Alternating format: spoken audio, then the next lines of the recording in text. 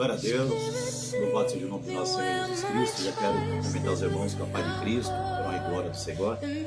Estamos mais uma vez aqui para trazer um algo da parte do Senhor e que o nome de Deus possa ser louvado, possa ser glorificado. Quero agradecer aos irmãos que têm compartilhado, que têm deixado o seu like, que têm deixado um comentário. Peço que os irmãos continuem nesse mesmo processo. Quero que esse aplicativo possa entregar para mais pessoas e mais pessoas possam alcançar, mais pessoas possam ter essa reflexão da palavra do Senhor. E o nome de Deus possa ser louvado, o nome de Deus possa ser glorificado cada vez mais. Louvado seja o nome do nosso Senhor. Quero trazer uma pequena reflexão aqui no livro de Lucas. Lucas capítulo 7, do versículo 11 diante, vamos estar fazendo a leitura, ou seja, encontros com Cristo.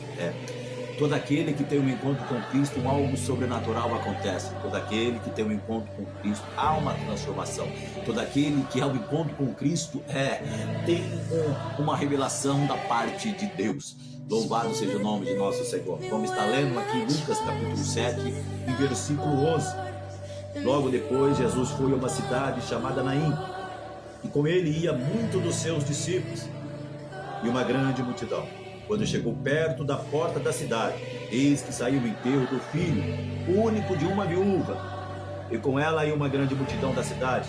Ao vê-la, o Senhor sentiu grande compaixão por ela e lhe disse: não chores. E chegando-se, colocou a mão no caixão e parando os que levavam, disse: jovem, a ti te digo, levanta-te. E o rapaz assentou-se e começou a falar, e Jesus entregou a sua mãe. E todos ficaram cheios de temor e glorificavam a Deus, dizendo: um grande profeta se levantou entre nós e Deus visitou o seu povo. Louvado seja o nome de nosso Senhor. Este é um texto bastante conhecido, ao qual fala da filho da viúva de Naim. E o que me chama a atenção, o texto bíblico ao qual eu fiz a leitura, fala de Jesus, fala de uma grande multidão, fala dos seus 12 discípulos. E o mais tremendo fala que quando chegou perto da porta da cidade, ele vê uma viúva, uma grande multidão e o seu filho morto. Ou seja, essa viúva que vivia esse momento na vida dela, a qual já tinha perdido o marido dela, agora ela perdendo o seu único filho, e vinha essa multidão. Ou seja, duas multidões. De um lado vinha Cristo, os seus 12 discípulos e a grande multidão. E do outro lado vinha aquela viúva com seu filho morto e uma grande multidão. Ou seja, de um lado vinha a perca, dor, sofrimento dessa viúva pela segunda vez passando por esse mesmo processo de perca na família. Ela perdeu o marido dela. O texto bíblico fala que ela é uma viúva, e nesse exato momento ela vinha com o filho dela morto e uma grande multidão. Ou seja, de um lado vinha uma multidão representando dor, sofrimento, perda, angústia, sofrimento, mas do outro lado não, vinha Cristo, o nosso Senhor, o Nazareno, o Filho de Deus, Filho do Altíssimo, aquele que João, quando vai escrever o Evangelho, fala que no princípio era o Verbo, e o Verbo estava com Deus, e o Verbo era Deus, e sem ele nada que foi feito se fez. Eu estou falando de Cristo, do nosso Senhor Jesus Cristo, Nazareno, aquele que Paulo, quando escreve para Timóteo, fala, aquele que habita na luz inacessível. Eu estou falando que de um lado vinha a vida, o nosso Senhor, o Nazareno, aquele que transformou água em vinho. Eu estou falando de Cristo, aquele que ensina para Nicodemos, quando Nicodemos vai de noite e tem um encontro com ele e fala: ei, Nicodemos, é necessário nascer da água e do Espírito. Eu estou falando de Cristo, do nosso Senhor Jesus Cristo, aquele quando vai ter com aquela mulher samaritana, a qual nos ensina algo tremendo, a qual uma mulher faz uma pergunta falando para Cristo: ei, os nossos pais falam que o lugar de adorar é aqui neste monte, mas os judeus falam que é lá em Jerusalém.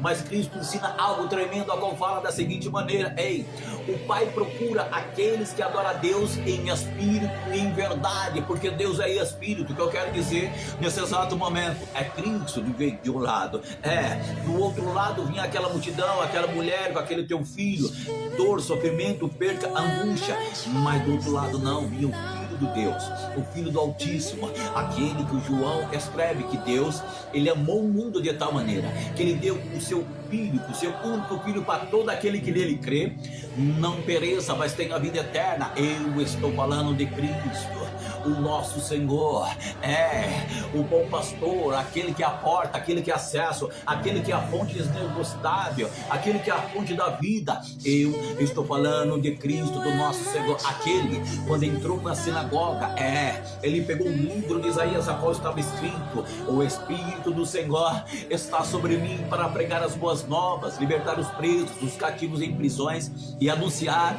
o ano aceitável do Senhor.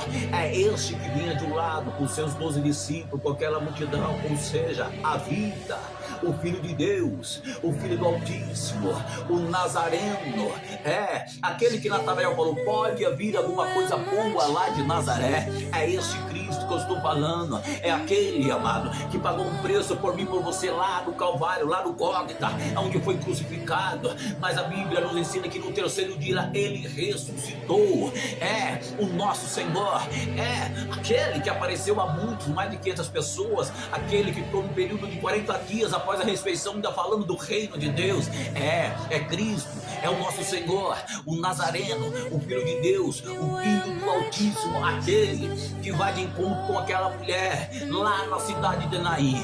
A Bíblia fala que ele, quando o texto bíblico fala, quando chegou perto da porta da cidade, eis que saiu o enterro do filho único de uma viúva, e com ela e uma grande multidão na cidade. Ao vê-la, o Senhor sentiu grande compaixão por ela. Ele disse: não chores, não chores. O que eu quero dizer exatamente com esta palavra: encontro com Cristo. Cristo, ele tem compaixão da minha e da tua vida. Eu não sei qual o processo que você está passando, a qual área está te afligindo, mas eu venho dizer esta palavra: Cristo, não chores. Que o Filho de Deus, ele pode todas as coisas. A Bíblia nos ensina, amado, quando Cristo, ele foi convidado num casamento, o vinho tinha acabado. No terceiro dia, ele faz o milagre da transformação da água para o vinho, amado. Assim muitas vezes é na nossa vida. O vinho pode simbolizar alegria, amado. Às vezes a alegria já acabou. Você está pensando que o sonho, que os projetos, que as promessas de Deus acabou. Não, amado. Ainda que o seu sonho, o seu projeto esteja morto. Você fala: nada mais acontece. Mas eu venho lhe falar de um Cristo, aquele que vai no encontro comigo e com a tua vida, do nosso Senhor Jesus Cristo. Ele pode todas as coisas, amado. Eu estou falando de nosso Senhor Jesus Cristo, o Filho de Deus, o Filho do amado, aquele que entrou numa sinagoga. Ele pega o livro de Isaías e fala: o Espírito do Senhor está sobre mim para pregar as boas novas, libertar os presos, cativos em prisões e anunciar o ano aceitável do Senhor. Eu estou falando de nosso Senhor Jesus Cristo, e todo aquele que tem um encontro com Cristo, algo novo acontece, algo sobrenatural acontece. E aqui na vida desta viúva, a qual tinha perdido teu marido, teu filho estava morto, mas Cristo foi de encontro. Cristo fez algo sobrenatural. O que eu quero dizer nesse exato momento: a importância de eu e você ter um encontro com Cristo, porque quando eu e você temos um encontro com Cristo, algo sobrenatural acontece sobre as nossas vidas. O nome de Deus é louvado, o nome de Deus é glorificado. O que eu quero dizer com esta pequena mensagem, com essa pequena reflexão, aqui em Lucas capítulo 7, do versículo 11 em diante, a qual fala: o filho da viúva de Naim, uma passagem bastante conhecida. Ela já tinha perdido o marido, já tinha perdido o filho, amado. Estava angustiada, dor, sofrimento, perca, angústia. Mas Cristo teve compaixão. Cristo falou: não chore, mulheres. E eu quero deixar esta passagem, esta mensagem que nós vamos aplicar sobre as nossas vidas. As promessas de Deus ainda estão de pé. Deus, ele é poderoso para fazer nova todas as coisas, e o nome de Deus ser louvado e glorificado. Louvado seja o nome de nosso Senhor Jesus Cristo.